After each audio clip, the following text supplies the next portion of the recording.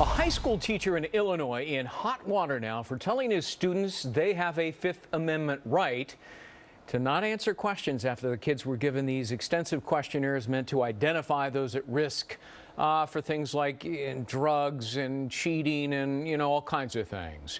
But after he got a good look at the survey, social studies teacher John Dryden said, you know what, you guys could be incriminating yourselves. Several of the questions asked the students to self-report on what can potentially be criminal behavior. Do you take alcohol? Do you do illegal drugs? Do you lie or cheat? Do you smoke or chew tobacco? I'm not here to stir the pot. I'm just trying to protect my kids. Well, the school board has disciplined Dryden for his actions, should they have. Joining us now, our legal panel, Robert Schock and David Schwartz, both defense attorneys and former prosecutors. Good to see you both. Robert, these are incredibly intrusive questions that bear almost no relevance to education.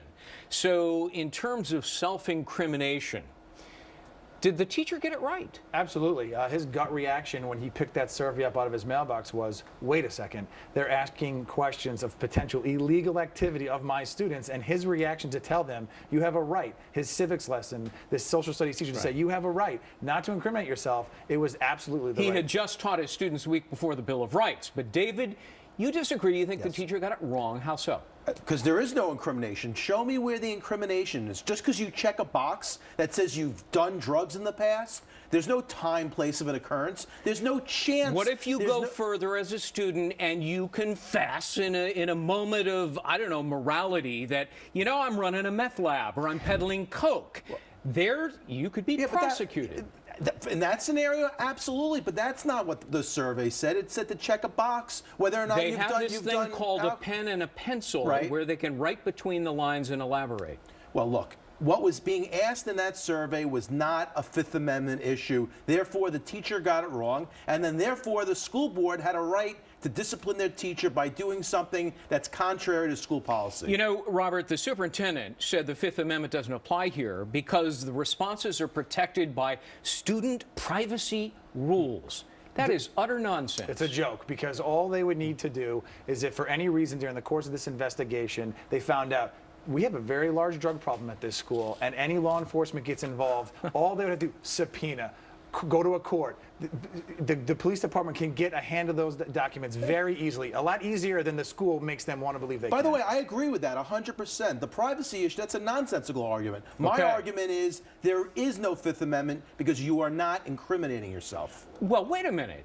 Underage drug use is, according to the superintendent, not a punishable offense. He's absolutely incorrect about that, too, isn't he? Incorrect, but there's no time, place, or occurrence. So you're not stating, I did drugs on such and such a date at such and such a place. You have no chance David's of being making arrested. a comeback here. But you have to understand is that they haven't told the students what their overall goal for these surveys are. These students are just checking off a box thinking, okay, I'll answer my question and I'm going to be honest. And what does the school now know is that little Tom Jones has done drugs, does tobacco, gets alcohol. Where are they getting it from? Are they giving it to other students? Right. Is it being sold in our hallways? They don't know what they're going to do with this information. It's clearly a societal purpose why this survey is being given in the first place. What business does this public school have in asking such intrusive questions? I mean, look, I'm a parent of two teenagers. They go to public school. I would be downright angry if they asked my daughters those questions. And then you, as a parent, could advise your daughter not to answer the survey. But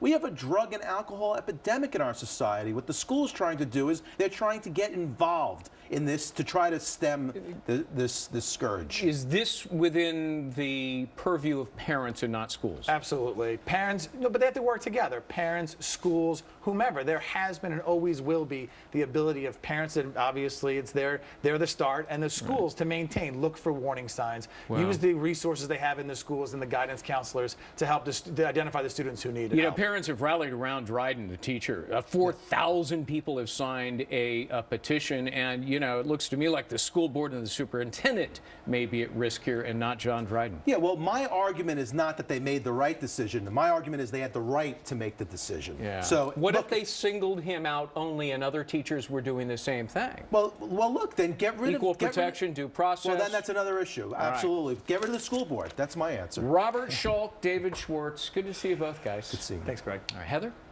Well,